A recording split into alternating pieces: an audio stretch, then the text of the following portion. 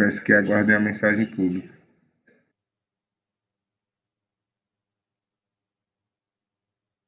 Retomando, então, os julgamentos, nós vamos ao item 80 da pauta. De minha relatoria, o recorrente é Parmalat Brasil, processo 2007, final 2007, 36. O 81, também Parmalat, final 2007, 81, é a mesma matéria, sendo um PIS, outro COFINS, mas as questões fáticas e jurídicas, fática de direito, são as mesmas. Então, vamos lá.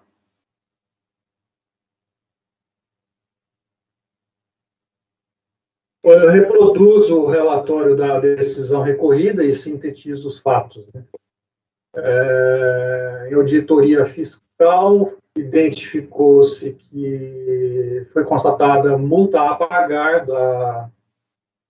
do PIS, cujo fato gerador ocorreu em junho de 2003, declarado na DCTF, razão pela qual foi lavrado o auto de infração, apurando-se o crédito tributário em relação à multa, perfazendo o total de R$ 31.082, multa paga em atraso. Inconformada com a autuação da qual foi devidamente cientificada, contribuinte protocolizou impugnação, na qual alega 2.1. A impugnante efetivamente pagou o tributo em questão.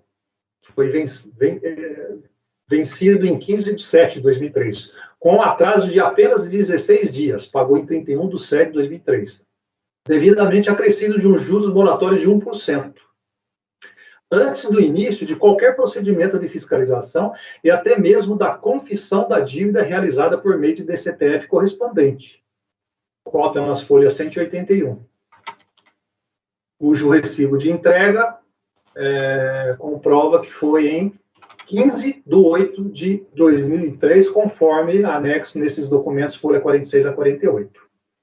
Diante dos documentos juntados, resulta claramente comprovada a caracterização da denúncia espontânea prevista no 138 do CTN. Em face da denúncia espontânea da infração, a impugnante foi premiada pelo dispositivo do CTN em questão, com força de lei complementar, para prevalecer sobre quaisquer outros dispositivos previstos em lei ordinária e diplomas regulamentares, sendo, portanto, eximida da necessidade de pagamento de multa moratória ou de quaisquer outras penalidades, exceto a de juros moratório. DRJ de São Paulo julgou improcedente a impugnação e manteve o crédito tributário. Vamos lá aos fundamentos dessa decisão. 1. Inexistindo o pagamento na data determinada, configura-se a mora e as imposições legais dela decorrentes. 2. O contribuinte conferiu interpretação equivocada ao dispositivo do artigo 138 do CTN ao sustentar que o pagamento extemporâneo do tributo alcança igualmente a multa de mora. 3. A multa moratória é de caráter compensatório em razão do inadimplemento do tributo e não se caracteriza penalidade à infração tributária. Menciona o parecer normativo CST número 61 de 1979. 4. A denúncia espontânea exclui somente a responsabilidade por infrações ao contribuinte que agiu espontaneamente, e não a multa de mora que não tem a natureza jurídica de sanção ou penalidade. Inconformado, o contribuinte interpôs recurso voluntário no qual sustenta seus argumentos para a exclusão da multa de mora, em razão da denúncia espontânea, com apoio em precedência deste CARF de tribunais superiores. Vou direto ao voto.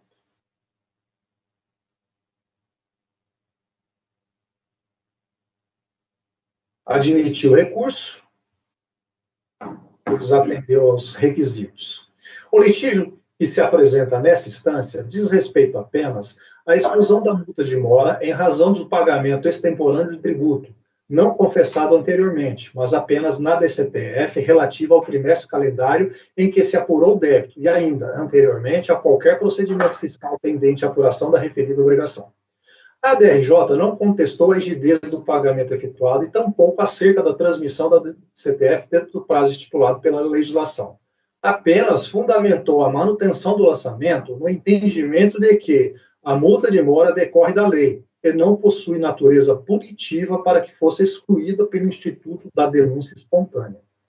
Esta turma já enfrentou a matéria em inúmeras decisões, e aí eu menciono alguma delas, reconhecendo a exclusão da multa de ofício quando o pagamento do tributo sujeito à homologação é efetuado e declarado anteriormente à sua confissão e a procedimento fiscal instaurado para sua apuração. Contudo, é de ressaltar que a situação presente nesses autos é incomum. O pagamento do tributo, de fato, foi extemporâneo, vencido em 15/7/2003 e pago em 31/7 do mesmo ano.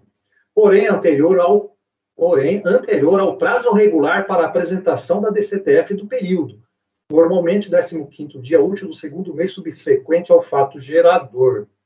Então, a DCTF era de apresentação obrigatória em 15 de setembro.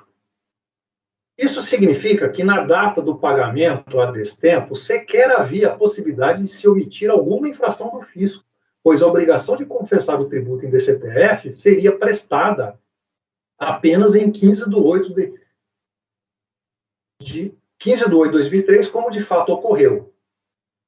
Deve-se considerar que o lançamento teve por fundamento que o pagamento em atraso ensejou a aplicação da multa de mora, com fundamento no 161 do CTN, e artigo 61, parágrafos 1º e 2º da norma 430. E a decisão recorrida sustentou em suas razões de decidir que a multa de mora tem a natureza indenizatória e não de sanção ou penalidade. O que impediria a aplicação da denúncia espontânea prevista no 138 do CTN. E aí está os excertos. E aí eu vou ler essa parte que está grifada. Bom, eu vou ler. Com efeito a todo contribuinte que denunciar de forma voluntária, antes do início do procedimento fiscal, uma infração à legislação tributária, é dado ver excluída sua responsabilidade tributária pela infração praticada, com o que teria afastado a aplicação das sanções a casos cabíveis nos precisos termos do 138. Isso, contudo, não autoriza a interpretação de que é indevido o pagamento da multa moratória exigida pela Receita, pois a multa de mora não tem natureza de penalidade por infração à legislação tributária, não se confundindo, pois, com a multa de ofício, esta sim revestida de caráter punitivo. Aí só o final do 5.5. Contudo, como a multa de mora não tem natureza jurídica de sanção penalidade, e sim de indenização pelo atraso no pagamento, não cabe a exclusão de sua exigência nos casos de denúncia espontânea. Outro sim fundamentou ainda a decisão no parecer normativo 61 de 79, que tratou de diferenciar a natureza das multas moratórias e punitivas e concluiu pela incapacidade da denúncia espontânea excluir a responsabilidade do infrator pelos acréscimos moratórios. Em relação à exclusão da multa moratória, quando da configuração da denúncia espontânea, há o entendimento de que existe diferença entre multa moratória e multa punitiva, nos modos do 138 CPN, é matéria que a PGFN, por meio do ato declaratório 14 de 2011, reconhece restar pacificado por meio de precedente dos tribunais superiores. E aí vai os RESPs. Tá. E fundamentou esse parecer da PGFN. Ademais, o STJ, em decisão submetida à sistemática dos recursos repetitivos, é o RESP 1, 149.022, de observância obrigatória por parte deste colegiado, assentou que a denúncia espontânea exclui as multas moratórias decorrentes da impontualidade do contribuinte. Não vou ler, porque já é bem conhecido, só destacando o item 7, trouxe forçoso consignar que a sanção premial contida no Instituto da Denúncia Espontânea exclui as penalidades pecuniárias, ou seja, as multas de caráter eminentemente punitivo, nas quais se incluem as multas moratórias decorrentes da impontualidade do contribuinte. Conquanto o precedente alcança situação não idêntica que em julgamento, entende asseverar que o benefício da denúncia espontânea somente alcança os débitos que preenchem os requisitos de não confessados, em seguida declarados e pagos e anteriores a qualquer procedimento fiscal de apuração em relação a esses. Indubitável que o litígio preenche tais requisitos. Destaca uma circunstância não tratada na decisão da DRJ que poderia levar à conclusão distinta que se propõe ao final. Qual seja, no momento do pagamento do tributo em atraso, não havia nenhuma obrigação de declará-lo ou confessá-lo, e que teria sido ou estaria sendo omitida do fisco, e que constituiria infração.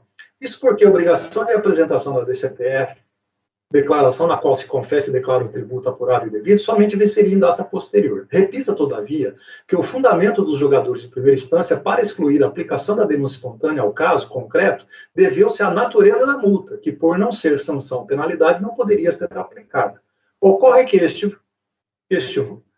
se este voto ultrapassar a tese jurídica espousada na decisão recorrida para suscitar outra nela não versada, para negar provimento às razões de defesa, incorreria em alteração de critério jurídico que provocaria a preterição do direito de defesa com evidente possibilidade de nulidade da decisão, artigo 59.2.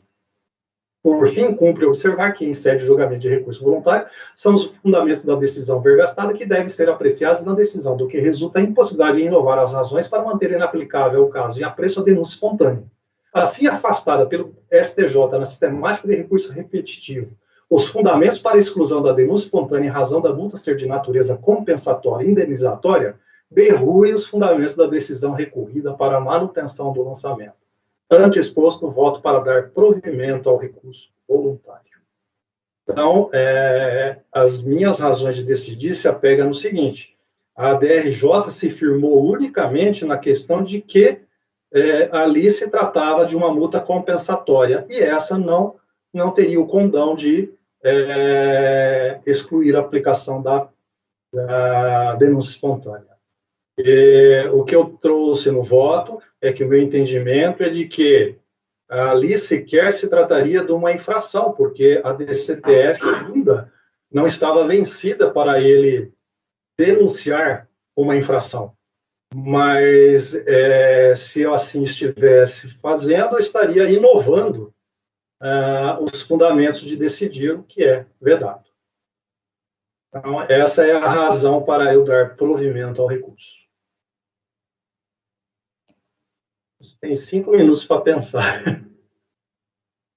Não, acho que, inclusive, o mês passado, eu tive um muito próximo desse aí. A gente não voltou, porque ou a Procuradoria ou o contribuinte tirou de pauta, mas muito próximo. Então, eu acho que está bem na linha da jurisprudência, por maioria da turma, né? Está bem na linha. É que aqui o fato aqui é que se eu simplesmente desse esse provimento, sem trazer essas questões, falo, mas espera aí, o tributo venceu hoje, se eu pagar daqui 10 dias, eu não vou pagar com multa. Né? A questão é a seguinte: a denúncia espontânea exclui a denúncia a denunciação da infração.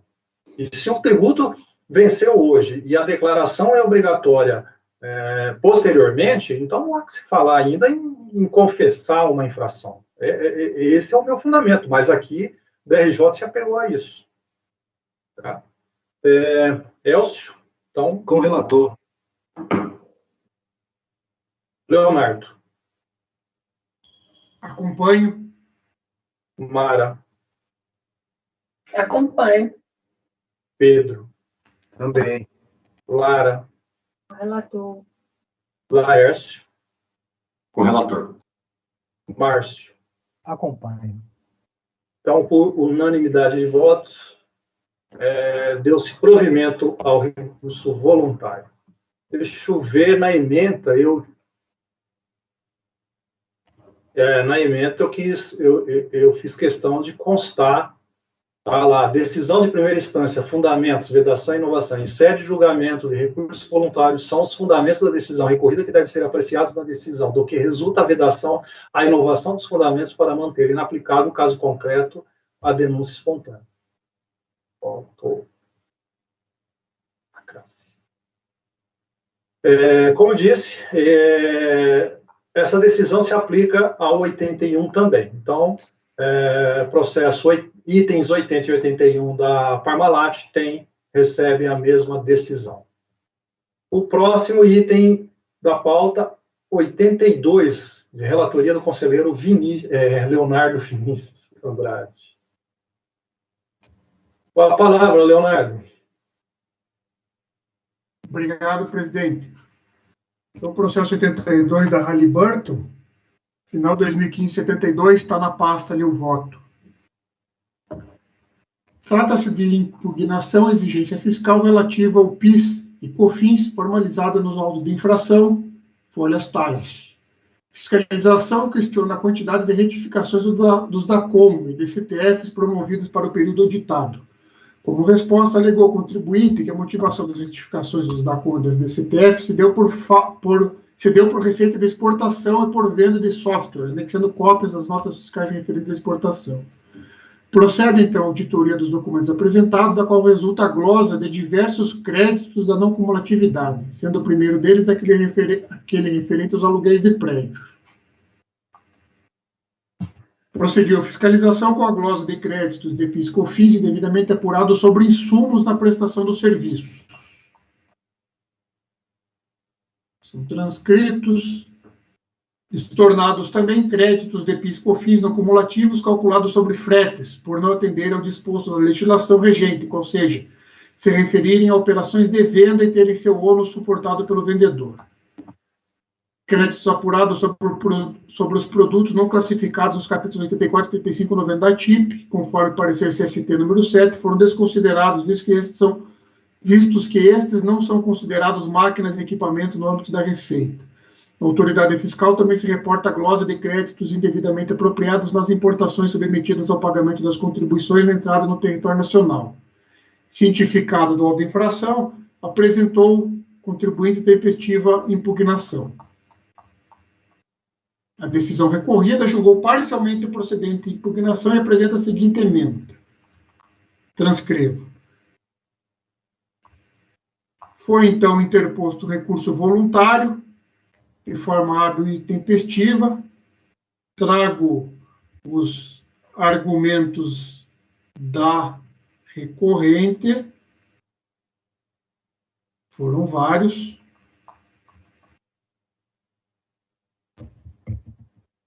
Pugna pela improcedência também do recurso de ofício. O julgamento do processo foi convertido em diligência, através da resolução 3201-001-787, para que fossem adotadas as seguintes providências. Eu transcrevo o objeto da nossa diligência, basicamente para a questão dos insumos, né, para que a recorrente trouxesse aos autos laudo técnico descritivo do seu processo produtivo, que a Receita elaborasse relatório com a identificação de bens e serviços utilizados que foram objeto de glosa e permanecem em litígio na fase recursal, né, e que após fosse dado ciência do relatório a contribuinte para quem querendo apresentasse manifestação.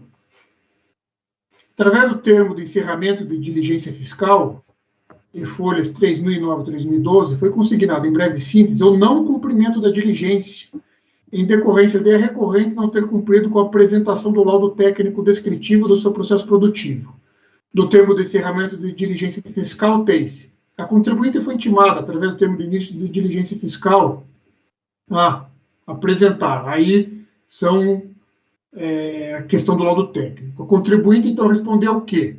Requer ainda a prorrogação do prazo para apresentação dos documentos requeridos no item 1, pelo igual período de 60 dias, tal como facultado no acordo proferido pelo Conselho de Contribuintes no processo administrativo 2016-19, que é o próximo da pauta, tendo em vista o alto grau de complexidade para a elaboração de laudo técnico descritivo do processo produtivo.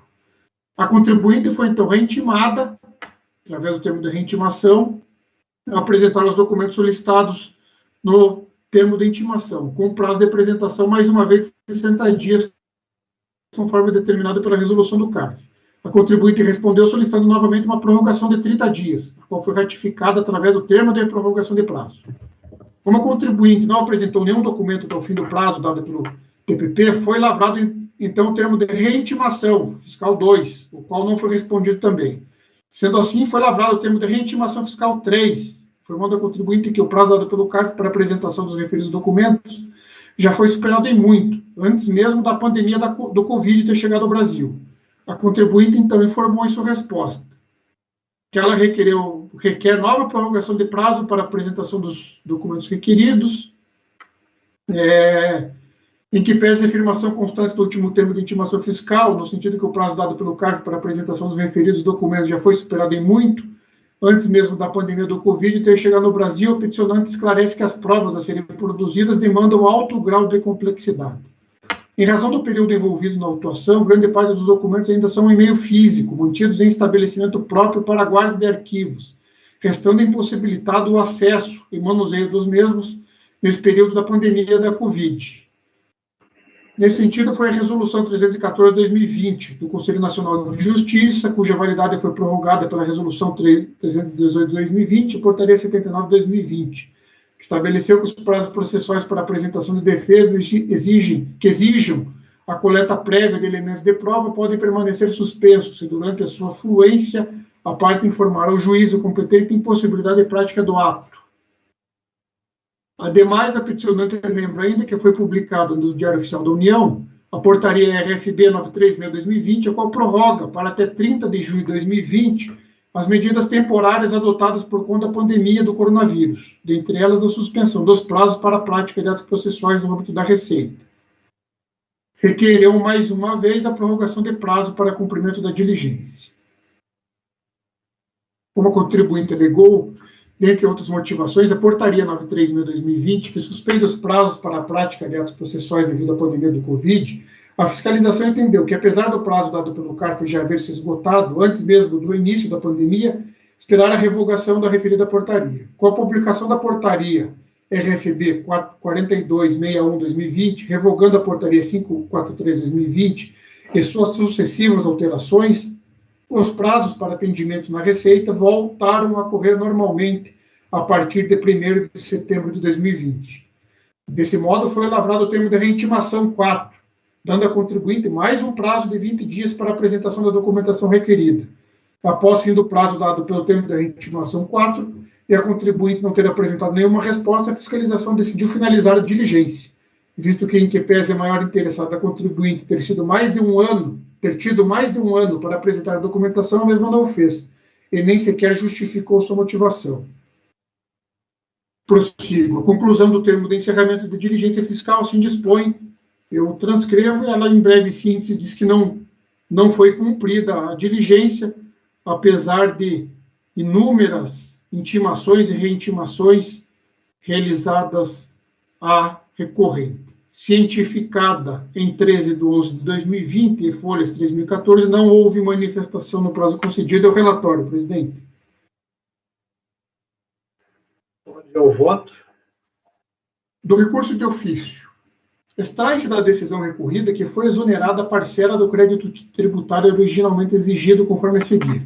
Diante do exposto, voto por julgar parcialmente procedentes os lançamentos tributários conforme a tabela abaixo, em que estão relacionados os valores de PIS e COFINS lançados, exonerados e mantidos. Reproduzo esta planilha. Tem-se, portanto, diante dos demonstrativos adiante reproduzidos e encartados na decisão recorrida, que o valor exonerado corresponde à importância de 4.124.000 de PIS e COFINS. Transcrevo a soma. Razão pela qual é de se reconhecer do recurso de ofício nos termos da portaria MF 63 de 2017, que majorou o limite de alçada para interposição de recurso de ofício para R$2.500.000, conforme a seguir transcrito. Foram 2 os tópicos em que a decisão recorrida deu provimento à impugnação apresentada pela recorrente, a saber, despesas com aluguéis de máquinas e equipamentos e crédito de importações. Por concordar com os termos da decisão recorrida em relação aos tópicos descritos, adoto-os como razões de decidir. No que tange às despesas com aluguéis de máquinas e equipamentos, assim pronunciou-se a decisão recorrida. Eu transcrevo e vou ler os principais excertos. Em relação ao assunto, dispõe as leis 10.637 e 10.833 que o aproveitamento de créditos de PIS e COFINS calculados em relação aos aluguéis de máquinas e equipamentos deve atender a 2 requisitos, sendo eles serem pagos a pessoas jurídicas e serem utilizados nas atividades da empresa. No caso, a restrição atribuída pelo parecer normativo CST 7 de 92 se refere à conceituação do termo máquinas e equipamentos utilizados em processo industrial, para fins de extensão do benefício de depreciação acelerada incentivada, conforme se denota do seguinte excerto. Sendo assim, tal restrição não se aplica à definição de máquinas e equipamentos pretendida pelas leis 10.637 e 10.833, que exige, conforme já explicitado, que as máquinas e equipamentos locados ou sejam de pessoas jurídicas e utilizadas nas atividades da empresa. Por todo exposto, julgo improcedente as glosas efetuadas com relação aos créditos apurados sobre as locações de máquinas e equipamentos. Já em relação ao crédito de importações, tem-se a seguinte fundamentação. Crédito de importações. Quando na apresentação desta impugnação, logrou o contribuinte apresentar recolhimento de outros valores de PIS e COFINS referentes a duas filiais, que não constam no relatório inicial do Siscomex, havendo cumprido o requisito da lei, não há que se negar o direito ao usufruto dos créditos. Ressalta-se que o montante do crédito a ser utilizado, com base nos relatórios das e-folhas 2655 a 2711, para o terceiro e quarto trimestre, deve respeitar o total recolhido dentro de cada trimestre, e também o valor pleiteado inicialmente pelo contribuinte, conforme a tabela abaixo, reproduzida. A decisão recorrida, na parte que apreciou as despesas com aluguéis de máquinas e equipamentos, está em linha com o entendimento perfilhado pelo CARF. Neste sentido, trago os seguintes precedentes. Então, trago aqui precedente da turma, de relatoria do conselheiro Elcio e da conselheira Lisiane. No que se refere aos créditos de importações, a decisão de piso deixou claro que a recorrente, por ocasião da impugnação, logrou êxito em trazer a comprovação do recolhimento das contribuições, atestando a legitimidade de tais créditos. Diante do exposto, voto por negar provimento ao recurso de ofício. Do recurso voluntário. É tempestivo, reúne os demais pressupostos legais de admissibilidade e toma conhecimento. Vou pedir licença para pular essas considerações iniciais ao mérito, que são considerações teóricas, e vou enfrentar os tópicos recursais alegados pela recorrente. Das incongruências do acordo recorrido da necessidade de realização de perícia. Defende a recorrente em sua peça recursal que é necessária a produção de prova pericial para o aperfeiçoamento da instrução processual com relação às matérias de fato que ainda demandem esclarecimentos, pois a matéria em debate suscita alto grau de complexidade fática, sendo aconselhável que, antes do julgamento, sejam elucidadas todas as questões pertinentes à subsunção das despesas glosadas ao conceito de insumos e atividade de perfuração de poços de petróleo e gás natural, respeitando sempre as normas internacionais que regulam a atividade em questão, estando de acordo o recorrido evado de incongruências.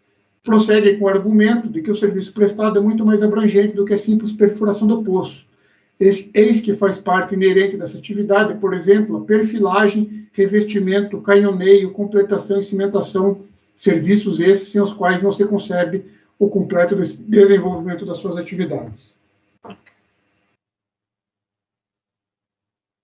Aduz ainda que o requerimento de produção de prova pericial técnica é imprescindível comprovar que, dentre os itens glosados no anexo 8, quais os que, de fato, podem ser considerados insumos, bem assim com relação aos bens glosados no anexo 9 do termo de intimação fiscal. Pois bem, a realização de perícia técnica, no caso concreto, com a apresentação por parte da recorrente de laudo técnico descritivo do seu processo produtivo e a produção por parte da Receita Federal de relatório identificando quais dos bens e serviços utilizados que foram objeto de glosa e permanecem em litígio na fase recursal, indicando os motivos para tal indeferimento, efetivamente é a medida mais adequada ao caso concreto, tanto que o julgamento do processo foi convertido em diligência, oportunizando a recorrente que colacionasse tal laudo aos autos, conforme a resolução 3201-001-787. Ocorre que a recorrente não se desincumbiu de tal ônus probatório, e as justificativas por si apresentadas nos autos sobre a impossibilidade de confecção do laudo e pela concessão de prazo adicional, conforme antes relatado, não militam em seu favor. Para evitar o enfado, reportam-me ao constante no termo de encerramento de diligência fiscal, e folhas 3009 e 3012 já reproduzido neste voto, relatório, para indeferir nova conversão do julgamento do feito em diligência e a consequente realização de perícia. Assim, nega-se a realização de nova diligência. Glosa dos itens descritos no anexo 8 do TVF. A recorrente aduz ser impossível não reconhecer como insumo da atividade de perfuração de poços de petróleo e gás natural as despesas com bens, partes, peças, materiais, serviços, mão de obra técnica especializada, imprescindíveis ao funcionamento, manutenção e reparo dos equipamentos utilizados na prestação de serviço. Por sua vez, a decisão recorrida entendeu por manter a autuação nessa parte, ao fundamento de ter sido verificado não haver vínculo imediato dos itens listados com a atividade fim da recorrente. A recorrente, em sua peça recursal, se defende apenas por amostragem, citando, por exemplo, o item monoetileno glicol. Como já dito, a melhor solução para o caso concreto teria sido a produção por parte da recorrente de laudo técnico descritivo de seu processo produtivo, conforme deliberado na resolução, para que pudesse se aferir com precisão a essencialidade, pertinência e relevância dos itens descritos no denominado anexo 8. Como visto, em relação à glosa apontada, a defesa recursal é genérica, não ataca com profundidade nem a glosa nem a decisão recorrida em suas íntegras, faltando-lhe, portanto, dialeticidade. Para ser conhecido o recurso, é necessário o enfrentamento dos fundamentos da decisão atacada. Nos dispêndios incorridos, em que os produtos que a recorrente entende serem insumos, compete a ela, tanto a impugnação quanto a iniciativa de recurso, trazer em maiores detalhes a sua utilização, bem como a pertinência e relevância em seu processo produtivo. Aí eu trago precedentes do CARF. Some-se a isto o fato de em nenhuma manifestação constar razões específicas pelas quais teria defendido de modo justificado que tais dispêndios constituiriam insumos em sua atividade, não sendo possível com precisão enquadrar tais gastos como insumos, sendo genéricas as razões de defesa. Assim, acrescido ao fato de ausência de prova, mesmo tendo sido oportunizada por este colegiado a sua produção, conforme resolução já referenciada, não há como se definir o pleito recursal em tal matéria, como pretendido pela recorrente. Aí trago novamente o entendimento da necessidade de prova. E completo. Lamentavelmente, falhou o recorrente no seu dever de produzir tal prova. Assim, a apreciação do tópico será restrita ao item monoetileno glicol, o qual o recorrente produziu argumento técnico, e de ser um inibidor injetado nos poços de petróleo por obstar a formação de hidratos, compostos semelhantes a gelo, que crescem bloqueando linhas, válvulas e equipamentos, e que são indispensáveis na indústria do petróleo a fim de evitar problemas, tais como desastres ambientais devido a danos no sistema de produção submarino e a interrupção da produção. O CARF já teve a oportunidade de reconhecer o crédito em processos de outras empresas do ramo petrolífero do produto monoetileno glicol, assim, é de se aplicar o entendimento já firmado em outros processos. Trago o acórdão 3302.007.597, de relatoria do conselheiro José Renato, julgado em setembro de 2019. Transcrevo o dispositivo da decisão, em que consta que foi concedido o crédito sobre o monoetileno glicol. O mesmo foi decidido nos acórdãos números 3302.007.161 e 3302.006.556. Assim, voto por dar parcial provimento no tópico para reverter a glosa em relação ao monoetileno glicol. Então, nesse tópico, somente em relação a este produto, porque nesse ela fez uma defesa técnica, localizei precedentes do CARF, também de empresas petrolíferas, que concederam o crédito. Nos demais itens, a defesa foi genérica, e mesmo a turma concedendo a realização da diligência, a recorrente não se desincumbiu do seu ônus. Então, é específico em relação ao monoetileno glicol. Glosa sobre partes e peças integrantes de máquinas industriais e equipamentos. O raciocínio expendido no item precedente se aplica para o tópico presente, ou seja, a ausência de defesa específica, aliada à ausência de prova e demonstração efetiva da tese de defesa, conduz à impossibilidade de se deferir o recurso na matéria. Assim, adota os argumentos antes expendidos para negar provimento ao recurso no termo. Despesas de frete e transportes essenciais aos serviços executados. No tópico, a decisão recorrida negou o direito ao crédito com a seguinte fundamentação, abre aspas. No caso, não se trata de fretes suportados pelo interessado nas operações de venda que tenha realizado, mas de fretes decorrentes de transportes de equipamentos de seus estabelecimentos para o local da prestação, com a finalidade de exercer lá sua atividade. A contribuinte também tenta atribuir às operações de frete o caráter de insumo, mas, considerando-se seu objeto, que é a perfuração de poços de petróleo e de gás natural, ainda que as operações que realiza se assemelhem a operações interplantas entre dois estabelecimentos da mesma empresa, tal entendimento não deve prosperar. Como visto, a decisão recorrida perfilhou o entendimento de que somente dão direito ao crédito em relação aos serviços de fretes se esses decorrerem de uma operação de venda e forem arcados pelo vendedor, e que o transporte interplantas não possui caráter de insumo.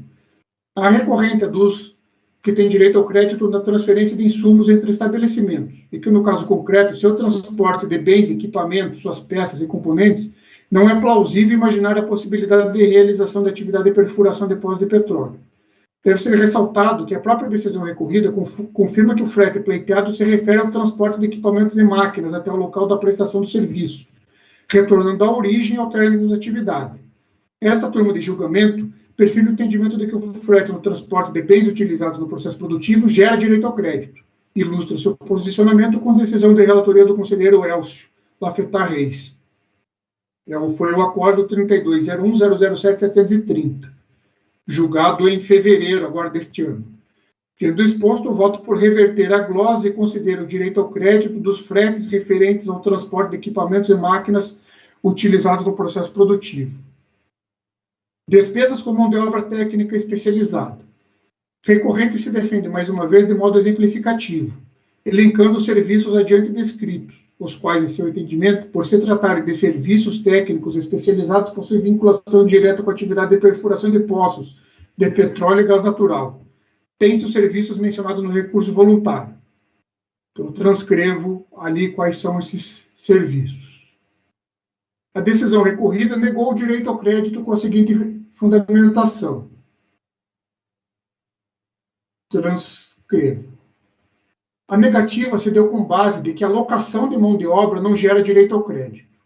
Considerando a atividade produtiva da recorrente, entendo possuir direito ao creditamento das contribuições em relação aos dispêndios incorridos com diárias de soldadores e caldeireiros offshore, mão de obra terceirizada voltada ao seu processo produtivo.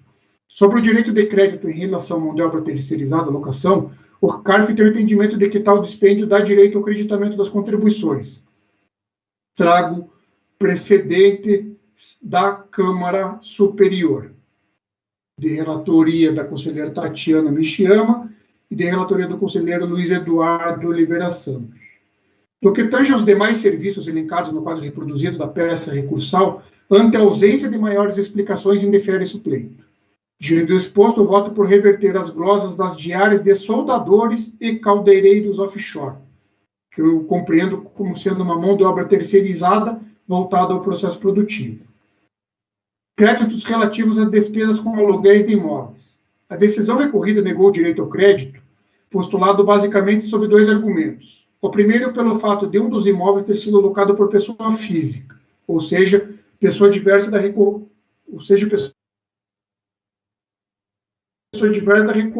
Decisão atacada. Isso porque, conforme relatado pela autoridade fiscal, um dos imóveis fora alugado por pessoa física.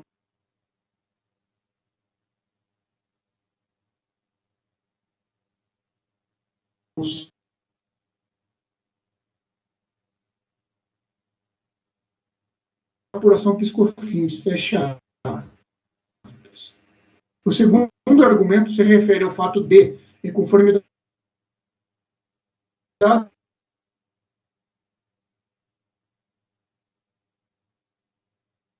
consignado pela fiscalidade. Com relação à locação do escritório de Salvador,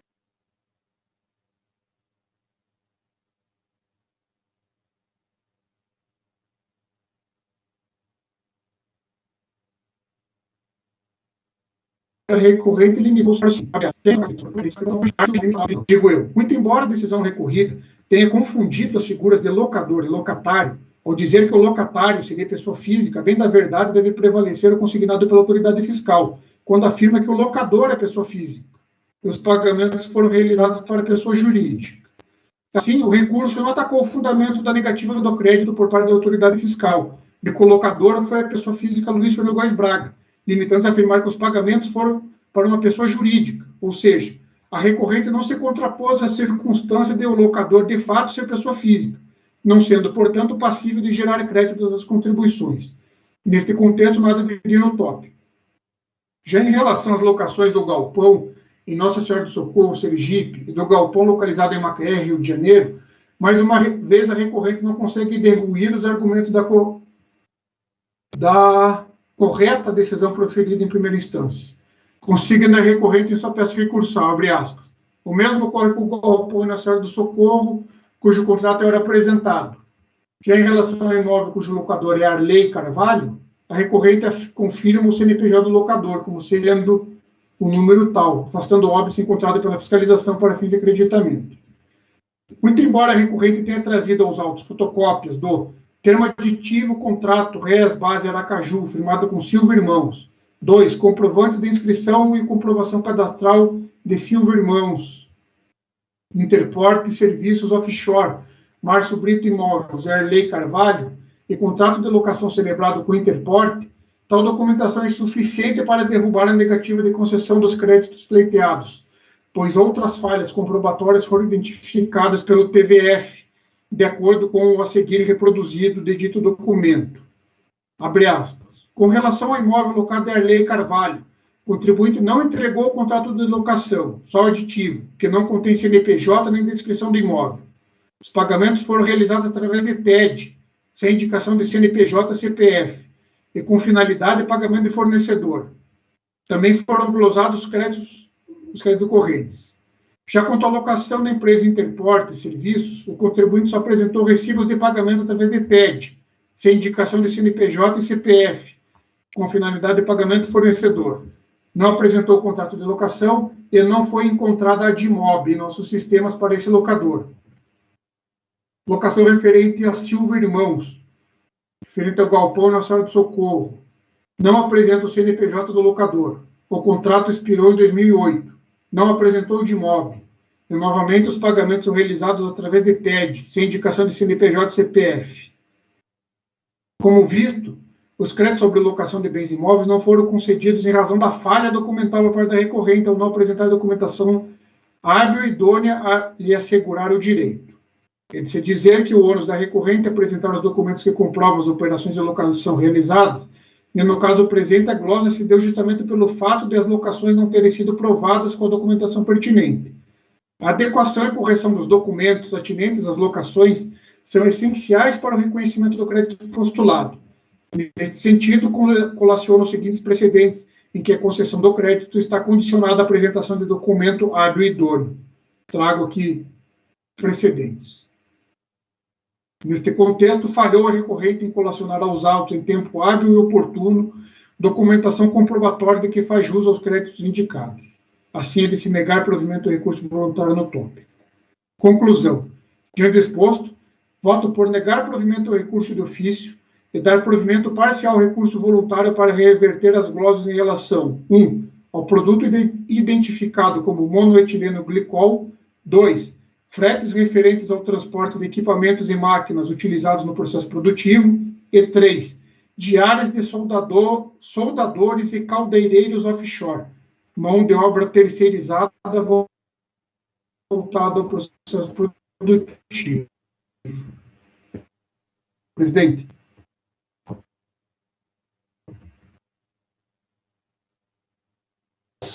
Agora fiquei com uma dúvida.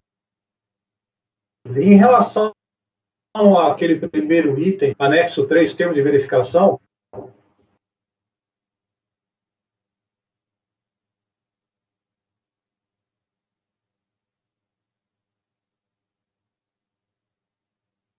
esse é o único que está sendo concedido. Okay. Outros foram glosados. Outros.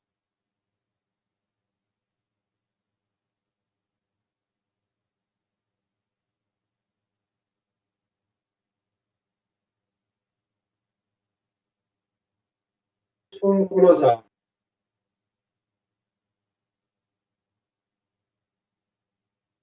Genérica, presidente. Certo.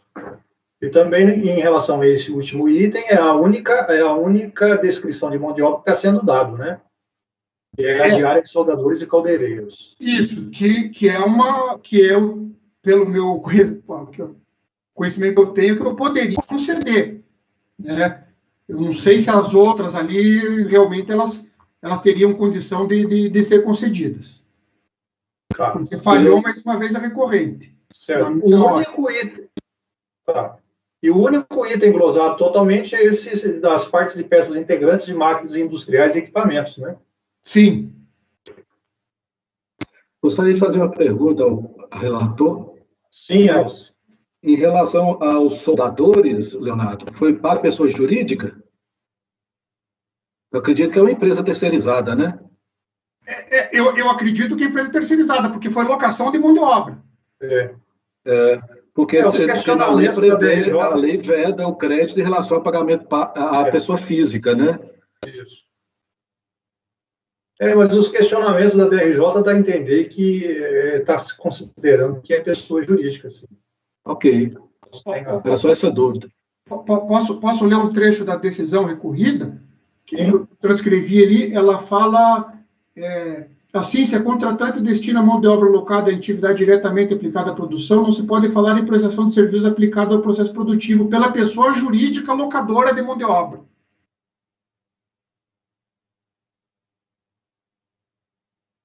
Ela teria feito melhor se tivesse identificado isso como prestação de serviços de solda, né?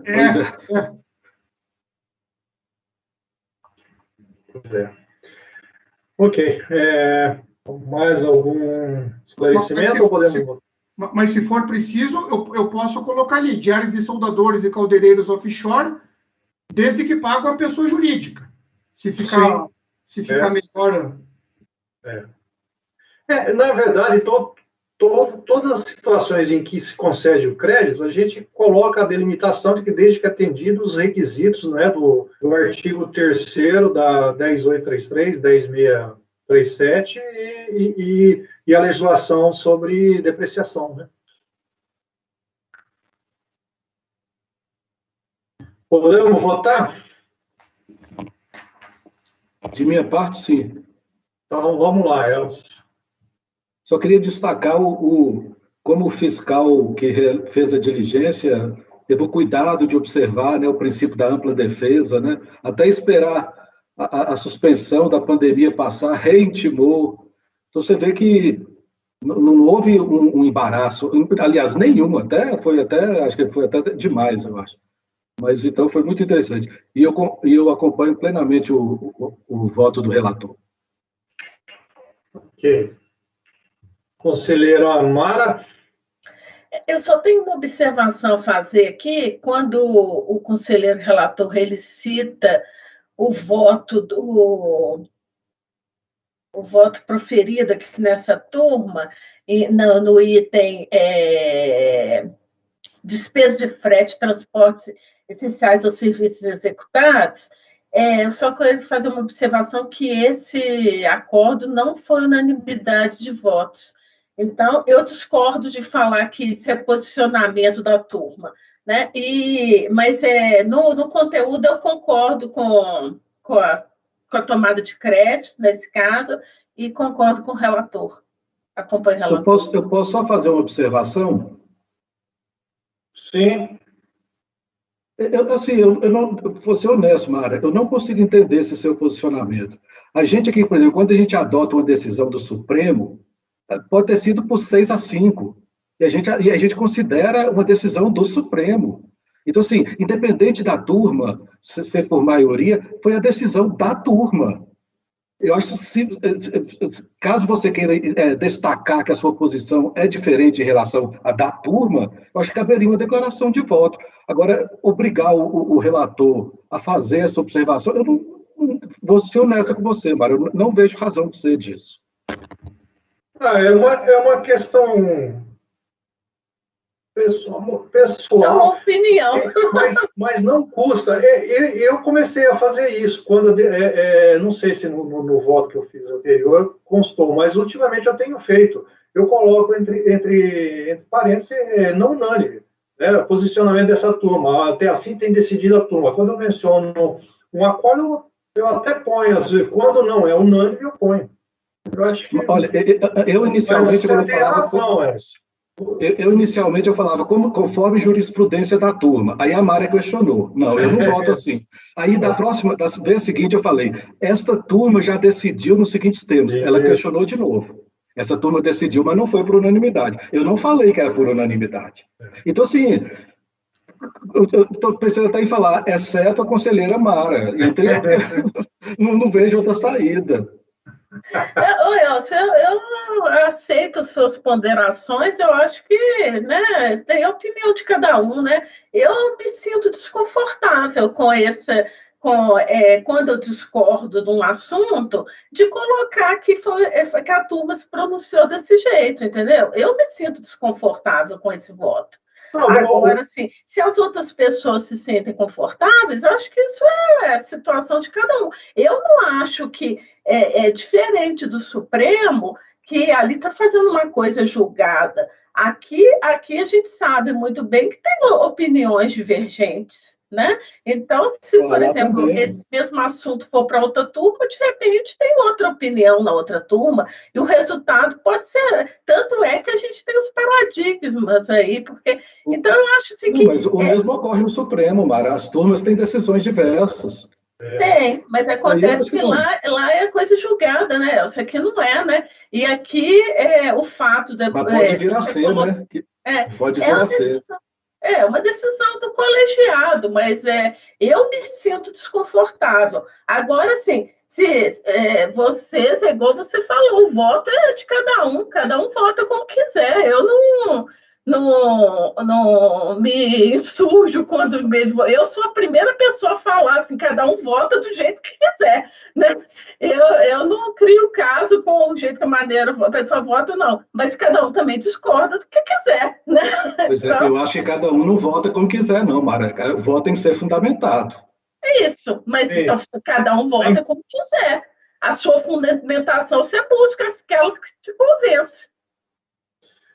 Então, vamos lá. A rigor, não há necessidade, mas eu acho que não custa também explicitar essas situações quando a matéria é de direito, é relevante. Mas é isso.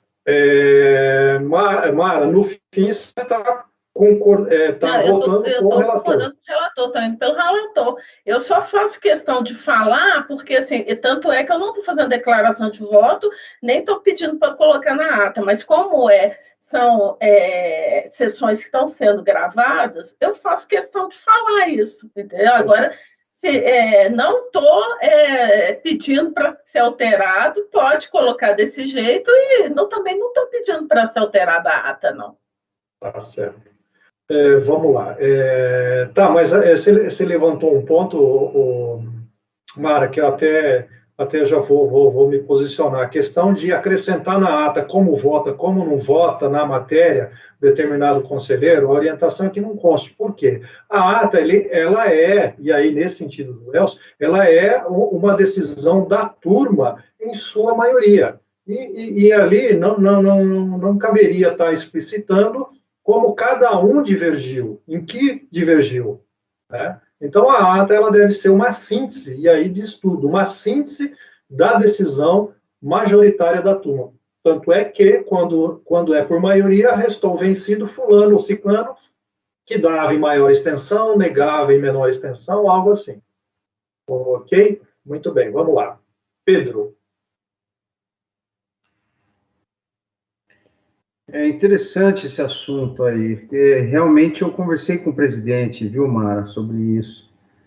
E tem essa orientação nova do CARF agora, que a ata já não pode refletir mais algumas coisas, né? Tipo, a gente acaba não podendo mais pedir para constar. Mas tudo tem sua razão, né? Eu entendo o seu pedido também, apesar de achar que também o relator tem a liberdade de falar como ele quiser na minuta lá. E também acho que a turma, quando forma um entendimento de muito tempo, isso tem que ser valorizado, né? Pela colegialidade. Acho importante. Mas também vejo sua liberdade, aí, seu direito de manifestação, sem dúvida nenhuma. E acompanho o relator. Ok. Lara, só fazer uma observação aqui. Ô, Elcio, eu fico muito feliz de você fazer essas observações, porque eu me sinto prestigiada. Porque, assim, uma pessoa com você, com toda a sua experiência, que leve em consideração o que eu estou falando, é sinal de que eu estou acertando alguma coisa, né? Sinceramente, eu fico feliz. Eu estou numa fase meio assertiva, eu estou sentindo necessidade de falar tudo que eu penso. Eu estou nessa fase. Eu fico feliz, não, eu estou falando com sinceridade, Elcio. Eu fico feliz, porque eu falo assim, nossa, ele considerou o que eu falei. Nossa. Que ótimo, que ótimo. Obrigado. Se a gente estivesse na sessão presidencial, depois a gente ia fazer o intervalo, comer uns bolinhos, pão de queijo, mas não tem. Vamos lá. Lara. Acompanho o relator, presidente. Muito bom voto, viu, Leonardo? Obrigado. De muito conteúdo, bastante detalhado. Analisou direitinho as matérias. Parabéns. Te acompanho. Obrigado. Laércio. Com o relator. Márcio. Acompanho o relator. Eu também estou acompanhando o relator. Então, a decisão ela é unânime, negando-se provimento ao recurso de ofício e, no mérito, deu-se provimento parcial para reverter as glosas em relação ao produto químico aí identificado, não vou ler não, para não tropeçar nas palavras, frete referente ao transporte de equipamento e máquina utilizado no processo produtivo e as diárias, soldadores e caldeireiros offshore, mão de obra terceirizada voltada ao processo produtivo. Então, voltando no assunto não é que houve uma inovação que a ata, a partir de agora, não pode mais. A reunião de que eu falo foi uma reunião com os presidentes, onde foi elaborado um manual de orientação aos presidentes para que haja uma padronização das decisões, a padronização dos atos a cargo da presidência. Mas a ata, o dispositivo do voto sempre teve esse sentido de refletir da forma sintética qual é a posição da turma naquela matéria. Ok? Esse foi o item. Presidente, apenas observar, realmente eu estava presente na qualidade de substituta na minha turma, e eles foram expressos em relação a essa manifestação de conselheiro na ata, da impossibilidade, e colocando à disposição dos conselheiros a declaração de voto. Eu observei bem isso. Estou corroborando o que o senhor está falando. Tá certo. Obrigado, Lara. Próximo item, 83, também da Halliburton. Suporte pediu a palavra, eu acho que o Ítalo vai nos deixar, será substituído, é isso mesmo, Ítalo? Sim, presidente, só que eu vou precisar encerrar essa gravação, pois eu fiz ela com fone de ouvido e a parte está sem o fone. Aí, no caso, eu vou encerrar e iniciar outra. Tem algum problema? Não tem não. Só deixa eu perguntar, pode encerrar, mas pessoal, preciso do intervalo ou não? Ou ainda não? Não? Então, só encerra e já começa outra. Ok. Pessoal, espera aí que ele vai encerrar ainda.